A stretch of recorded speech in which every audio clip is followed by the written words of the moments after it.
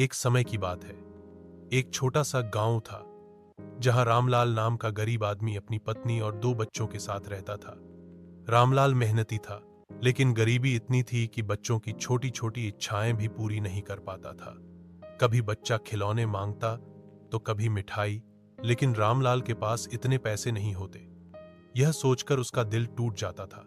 एक दिन रामलाल काम पर निकल रहा था।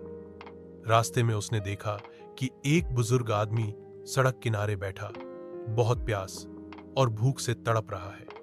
उसके पास कुछ भी खाने या पीने को नहीं था। रामलाल खुद भूखा था, लेकिन उसने तुरंत दौड़कर पास के कुएं से पानी निकाला और उस बूढ़े को पिला दिया।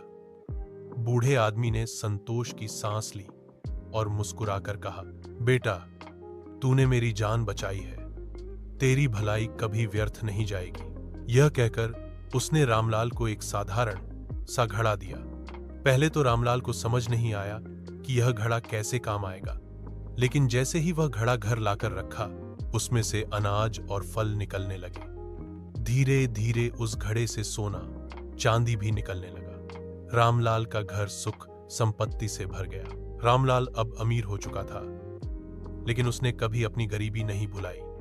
उसने गांव के बाकी गरीब लोगों की मदद करनी शुरू कर दी। कोई भूखा रहता तो उसे खाना देता, कोई गरीब किसान होता तो उसकी खेती के लिए बीज और बैल खरीद देता। धीरे धीरे पूरा गांव खुशहाल हो गया। रामलाल की दयालुता और ईमानदारी के कारण गांव के लोग उसे बहुत मानने लगे, और इस तरह एक गरीब आदमी की नेकदिली ने न केवल उसकी बल्कि पूरे गांव की किस्मत बदल दी।